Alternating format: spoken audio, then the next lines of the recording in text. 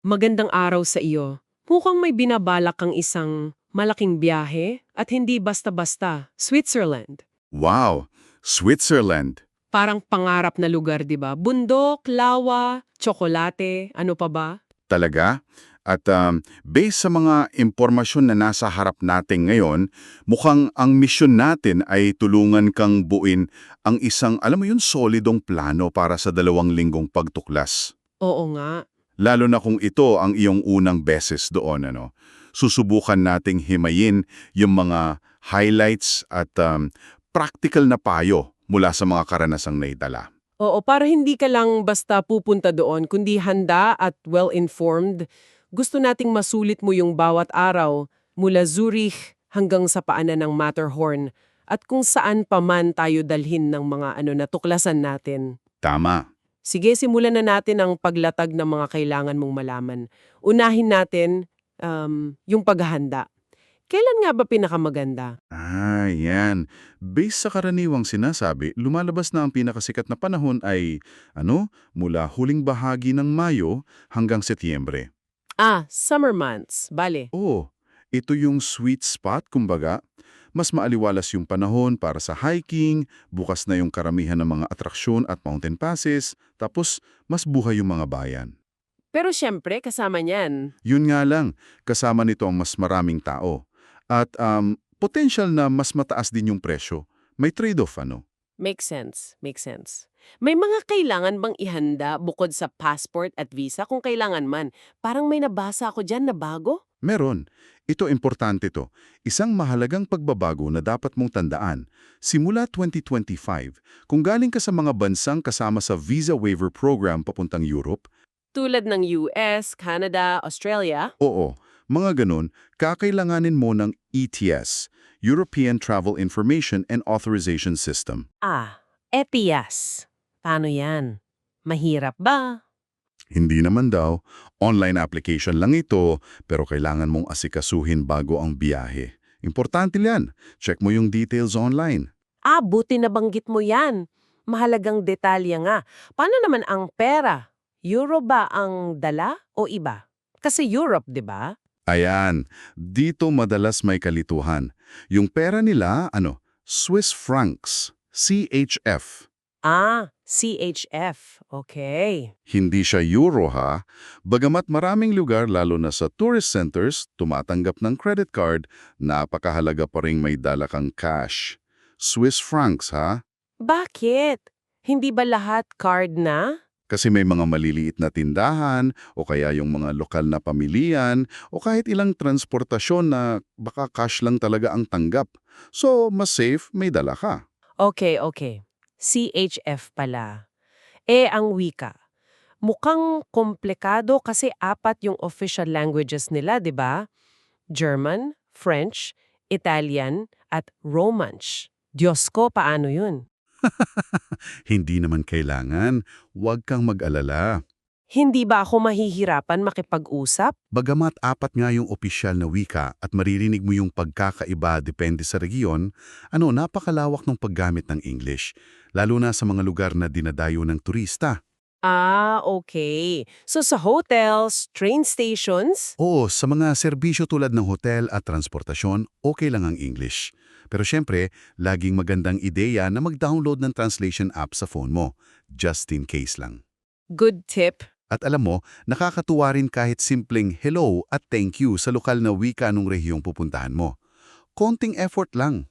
Noted? Sa pag-iimpake naman, ano yung pinaka-critical na dalhin? Based kasi sa mga nabasa natin, parang laging lumalabas yung konsepto ng layering ng damit. Bakit nga ba? Tama ka dyan. Nako, yan talaga ang susi sa pag-impake para sa Switzerland. Layers. Layers, layers, layers. Bakit nga? Pabago-bago ba talaga? Oo, mabilis at madalas magbago ang panahon, lalo na kapag umaakyat ka ng bundok. Pwedeng maaraw sa baba, pagdating mo sa taas biglang malamig at mahangin na. Okay. So hindi pwede yung isang makapal na jacket lang. Mas practical yung ilang mas manipis na layers. Halimbawa, isang base layer tulad ng bodysuit or thermal, tapos isang fleece o cardigan, at yung pinaka-importante isang waterproof at windproof na outer shell jacket.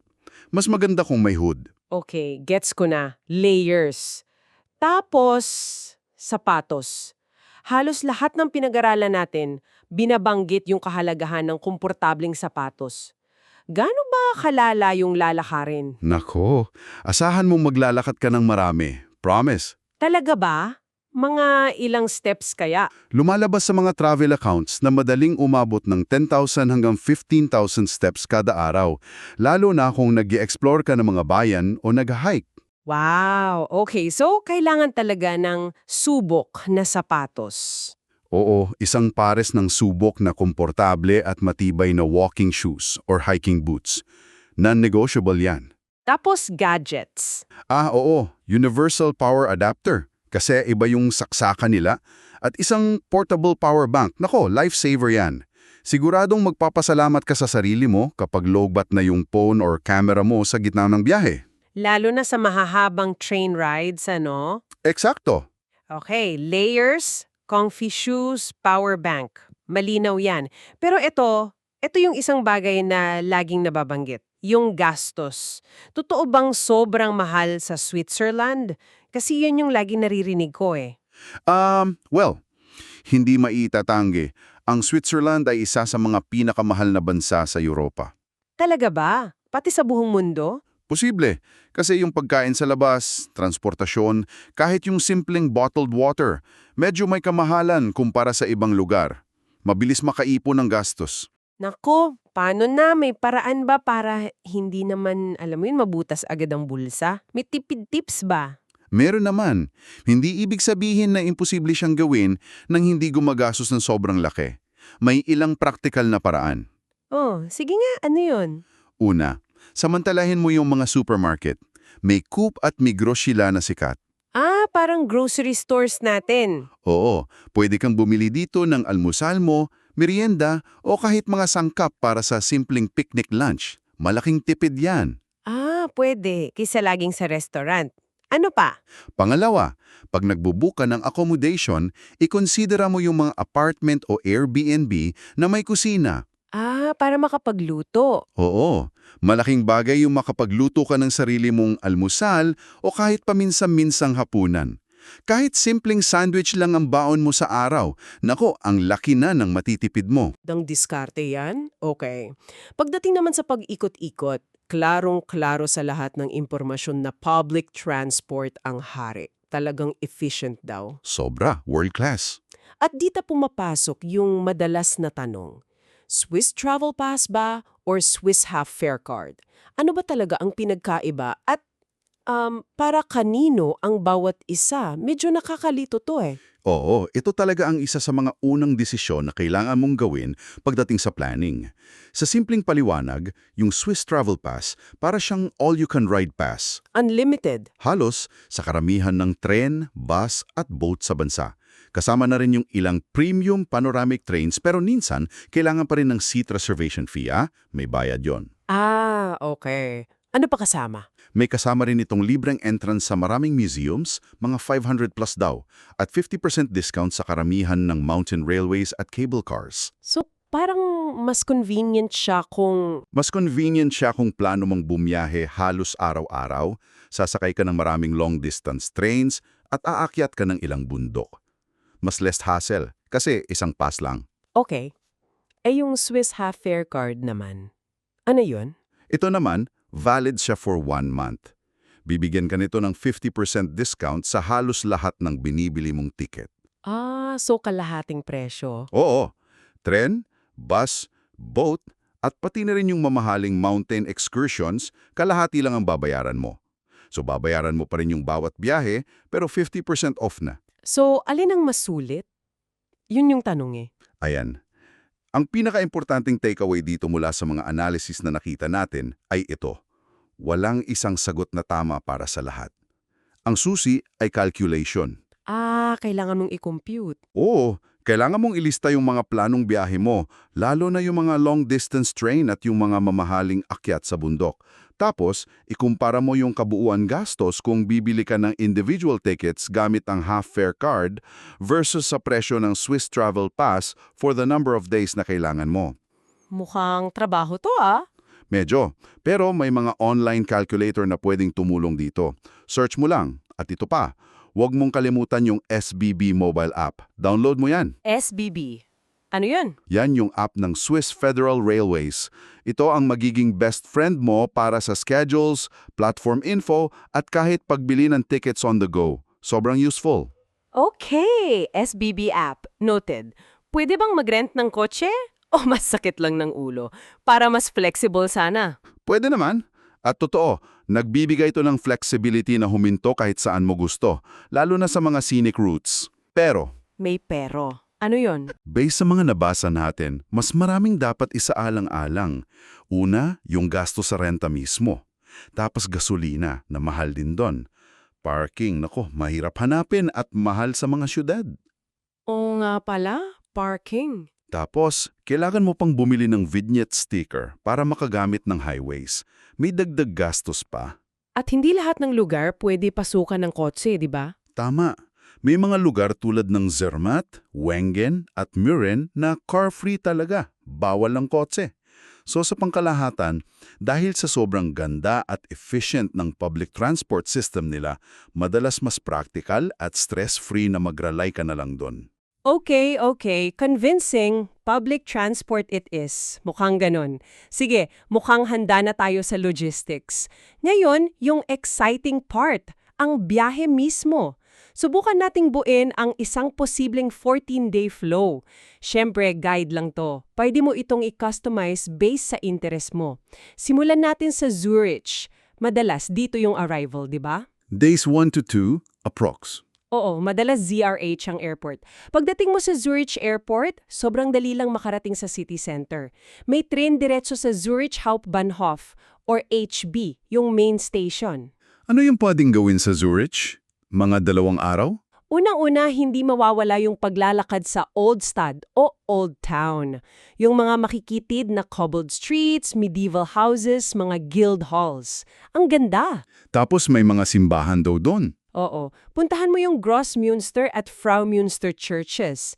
Yung Fraumünster may mga sikat na stained glass windows ni Marc Chagall. Wow! Tapos Lake Zurich. Yes, maganda rin maglakad sa tabi ng Lake Zurich. O kaya sumakay ng boat. May mga historic paddle steamers pa nga sila minsan. At kung mahilig ka sa shopping, O kahit window shopping lang.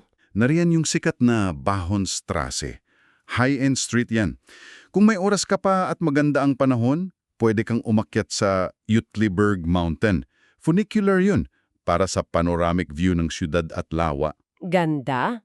At para sa mga chocoholics, hindi pwedeng wala yan sa Switzerland. Oo. Yung Lindt Home of Chocolate. Malapit lang din yan. Pero ito, tandaan mo, kailangan mong mag-book ng tickets online in advance. Lalo na kung peak season, nauubusan daw. Ay, okay. Book ahead. Sa pagkain, may dapat bang subukan specifically sa Zurich? Yung Zürcher Geschnitzeltes. Traditional Zurich dish yan. Gawa sa sliced veal in cream sauce, tapos madalas sinasabayan ng rosti. Ano yung rosti? Parang hash brown o potato pancakes. Masarap. Okay, Zürcher Geschnitzeltes at rosti.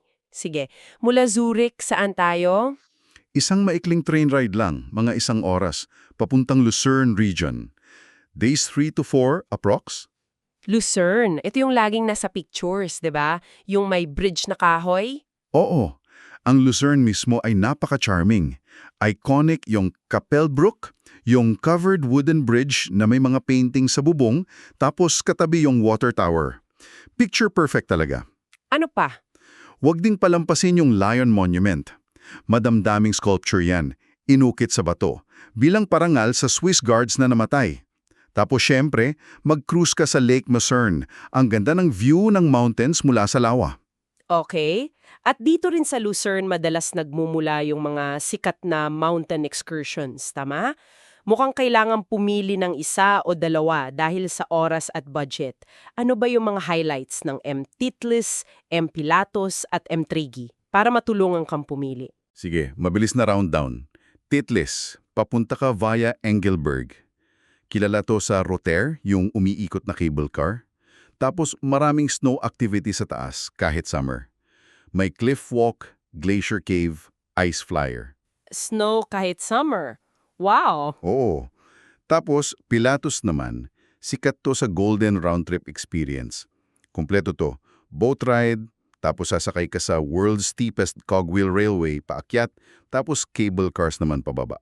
Buong package. Steepest cogwheel railway. Interesting. Tapos yung Rigi. Yung Regi, tinatawag siyang Queen of the Mountains. Kilala siya sa 360-degree panoramic views. Mas madali rin siyang puntahan via cogwheel train or cable car, tapos libre pa to kung may Swiss travel pass ka. Ah, libre sa STP. Malaking bagay yon. Oo. So yung pagpili mo, depende kung ano ang mas priority mo. Snow activities ba sa Titlis? Isang unit na railway journey plus boat, Pilatus, or pure panoramic views na kasama pa sa pass, Rigi. Okay, noted. May options. Pagkatapos ng Lucerne, papunta na tayo sa puso ng Swiss Alps, ang Jungfrau region. Dito madalas ginagawang base ang Interlaken. Tama? Days 5 to 8 approx. Parang ang tagal natin dito. Oo, mga 3 to 4 days usually ang nilalaan dito kasi ang daming pwedeng gawin. Ang Interlaken strategically located siya sa pagitan ng dalawang lawa, Lake Thun at Lake Brins. Magandang base nga siya. Anong pwedeng gawin sa Interlaken mismo? Pwede kang umakyat sa Harder Cool via funicular. Mabilis lang yon. Ganda ng view doon. Kitang-kita mo yung dalawang lawa at yung tatlong sikat na bundok, Eiger, Monk, and Jungfrau. Pwede ring mag-boat trip sa alinman sa dalawang lawa. Sa Lake Thun, pwede mong bisitahin yung Spiz. Sa Lake Brins, yung Brinstown mismo, or yung Giesbach Falls. Pero yung totoong hiyas ng rehiyon ay yung mga nasa paligid ng Interlaken, tama? Yung mga bundok mismo. Definitely. Ito na yung mga world-famous excursions. Ang pinaka-iconic syempre, yung biyahe papuntang Jungfraujoch, top of Europe. Ayan na. Ito yung laging bukang-bibig. Worth it ba talaga? Kasi ang mahal daw. Isa siyang major excursion. Medyo mahal nga at kailangan ng oras, pero dito mo makikita yung Aletsch Glacier, yung pinakamahabang glacier sa Alps, isang UNESCO site. Tapos mararanasan mo talaga yung High Alpine World. May Ice Palace, Sphinx Observatory. Okay. Ano yung mga tips dito? Importante, i-check mo muna yung weather forecast bago ka umakyat. Sayang lang yung pera at oras mo kung sobrang maulap sa taas, wala kang makikita. Pangalawa, mag-book ka ng upuan lalo na kung peak season. Pangatlo, gamitin mo yung discount ng travel pass mo. Malaki-laki rin yun. Paano yung ruta paakyat? May options ba? Oo, pwedeng dumaan via Grindelwald. May bago silang Eiger Express gondola na mas mabilis. O pwede ring via Lauterbrunnen at Wengen, yung traditional route. Okay. Bukod sa Jungfraujoch, ano pa yung dapat puntahan dito sa region? Nababangit lagi yung Grindelwald at Lauterbrunnen villages? Oo, dapat talaga silang bisitahin. Magkaiba sila ng feel. Sa Grindelwald, popular yung pag-akyat sa Grindelwald First. Gondola din yun. Anong meron sa first? Maraming adventure activities. Nandun yung First Cliff Walk, yung nakakakabang tulay na nakadikit sa gilid ng bundok. Tapos may First Flyer, Zipline, mountain carts, trotty bikes pababa. Pwede ring mag-hike papuntang Bakalp Sea Lake. Sobrang picturesque nun. Wow, adventure pala sa Grindelwald first. Tapos sa Lauterbrunnen. Ang Lauterbrunnen naman, ito yung Valley of 72 Waterfalls. Yung mismong village, nasa valley floor siya na napapaligiran ng matataas na cliffs na may mga talon. Kitang-kita yung waterfalls. Oo. Makikita mo yung Staubach Falls mula mismo sa village center. Tapos, dapat mo ring puntahan yung Tremelbach Falls. Ito, nasa loob mismo ng bundok yung waterfalls. Sobrang lakas ng tubig. May entrance fee pero sulit daw. Maganda ring maglakad lang sa valley floor. Very peaceful. Tapos may mga maliliit na village pa daw dyan? Meron. Dito rin sa rehiyon na ito, matatagpuan yung mga kaakit-akit na car-free villages ng Wengen at Murren. Accessible lang sila by train or cable car. Wow, parang ang daming pwedeng gawin dito sa Jungfrau region. Mukhang sulit nga yung 3 to 4 days. Pagkatapos niyan, saan tayo pupunta? Mukhang papunta na tayo sa isa pang iconic na image ng Switzerland, yung nasa Toblerone. Tama ka. papunta na tayo sa Zermatt para makita ang majestic Matterhorn. Days flying 10, approx. Eto na yun. Matterhorn! Kailangan ko bang dalhin yung Toblerone ko for picture? Pwede. Pero tandaan ulit car-free village ang Zermatt. Oo nga pala. So yung kotse, iiwan sa Tash. Oo, may malaking parking doon. Tapos sasakay ka ng shuttle train papunta ng Zermatt. Mga 12 minutes lang yun. Ang Zermatt ay kilala siyempre sa Matterhorn, yung perfect pyramid shape niya. Paano ba pinakamagandang ma-experience o makita yung Matterhorn? Kasi parang ang daming ways. Dalawa, sa pinakasikat na paraan. Una, sumakay ka ng cogwheel train papuntang Gornergrat. Classic view to. Kitang-kita mo yung Matterhorn kasama yung malalaking glacier sa paligid. Pwede ka ring mag-hike doon. Gornergrat. Okay. Ano yung isa pa? Yung pangalawa, sumakay ka ng series of cable cars papuntang Matterhorn Glacier Paradise. Ito yung pinakamataas na cable car station sa Europe. Pinakamataas. Wow! Anong view doon? 360-degree view. Kitang-kita yung mga bundok ng Italy at France din. May viewing platform, may glacier palace, ice cave, may ice toboggan pa nga minsan. Ang cool! May hiking din ba for Matterhorn views? Meron. Yung sikat ay yung Five Lakes Trail. Medyo mahaba to pero dadaanan mo yung 5 lawa. At sa ilan sa kanila, lalo na sa Stelly Sea, makikita mo yung perfect reflection ng Matterhorn sa tubig, lalo na daw pag sunrise. Ay, ang ganda nun! Tapos sa gabi, sa Zermatt. Dito sa Zermatt, perfect place para subukan yung Swiss fondue. Ang daming cozy na restaurants doon. Imagine, malamig sa labas tapos nasa loob ka, kumakain ng mainit na keso. Naku, nagutom ako bigla. Swiss fondue sa Zermatt. Okay, mukhang magical nga diyan. Mula dito, saan naman ang tungo natin? Papunta na ba tayo sa French-speaking part? Para nag-iiba na yung atmosphere. Oo, tama ka. Lilipat na tayo ngayon sa Montreux, sa tabi ng Lake Geneva or Lac Léman sa French. Days 11 to 12 approx. Ibang vibe na dito. Mas Mediterranean yung feel. Montreux? Anong sikat dito? Kilala ang Montreux sa magandang lakeside promenade niya na puno ng bulaklak. Ang ganda maglakad-lakad doon. Tapos, ang highlight talaga dito ay yung Chateau de Chillon. Ah, yung castle. Yung nasa tabi ng lawa? Oo, isang napakagandang medieval castle na parang lumulutang sa tabi ng lawa. Kailangan mong pasukin yan. Tapos, para sa mga music fans, Freddie Mercury. Oo. Nandito yung estatwa ni Freddie Mercury sa may lakeside din. Kasi dito siya tumira at nag-record ng music. Cool. At hindi lang yan, di ba? Parang may nabasa ako tungkol sa wine. Meron. Malapit lang sa Montreux, ang Lavaux Vineyard Terraces, UNESCO World Heritage Site ito. Ano yun? Parang Banawi Rice Terraces pero ubas? Parang ganun nga. Mga taniman ng ubas na nakateres sa matatarik na dalisdis pababa sa lawa. Sobrang ganda ng tanawin. Pwede kang maglakad-lakad sa gitna ng vineyards o kaya sumali sa wine tasting sa mga local wineries. Kakaibang experience. Wow! Hindi ko alam yon, Lavaux Vineyards, okay? Tapos para sa huling araw o dalawa, mukhang Geneva ang karaniwang destination. Day 13 approx, tama ba? O baka flexible na to? Pwedeng Geneva o ito yung parang international city ng Switzerland. Dito mo makikita yung sikat na Jet d'eau fountain, yung mataas na bumubuga ng tubig sa lawa. Ah, yung fountain.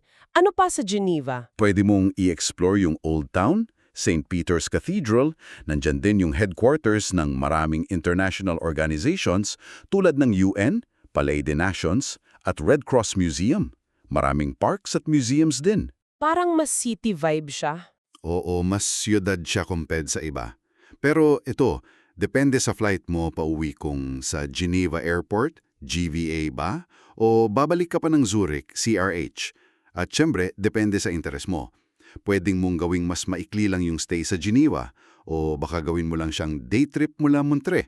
O baka mas gustuin mong maglaan ng extra day sa halimbawa, Zermatt o Jungfrau Region kung mas na-enjoy mo doon. Flexibility is key, lalo na sa dulo ng trip. Magandang point yan. Hindi kailangang sundin lahat rigidly. So, day 14 ay para na sa pag-alis, basically. Grabe, parang ang dami dating napuntahan in theory. Ang bilis ng 2 linggo. Mabilis lang talaga yan pag nag-e-enjoy ka. Pero bago tayo magtapos, balikan lang natin saglit yung pagkain at kultura.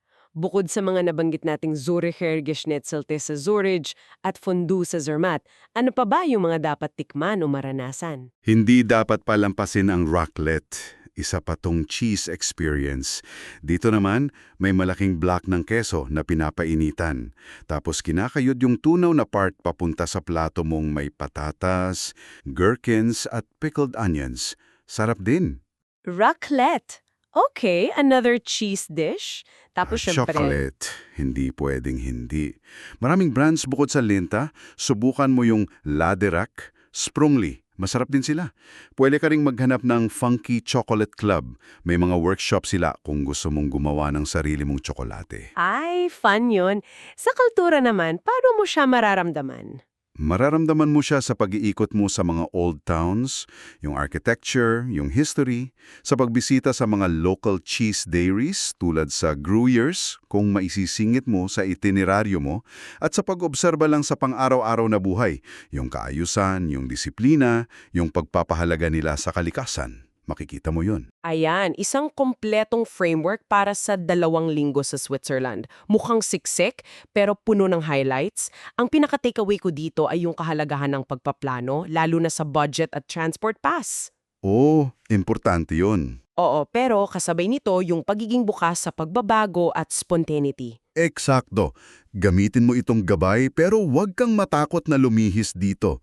Malay mo, may madiscover kang maliit na bayan na hindi sikat o isang hiking trail na wala sa plano pero yun pala ang magiging pinaka-memorable para sa'yo. True. Ang Switzerland ay puno ng mga ganong sorpresa.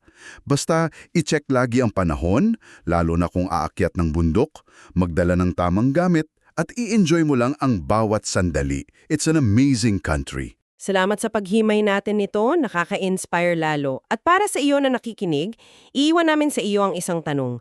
Habang ini-imagine mo ang biyaheng ito, ano kayang hindi inaasahang karanasan, isang tanawin na bigla mong nakita, isang pagkaing hindi mo inakala na masarap pala, o isang simpleng pakikipag-usap sa isang lokal, ang sa tingin mo ay mag-iiwan ng pinakamalalim na alaala sa iyo na hindi mo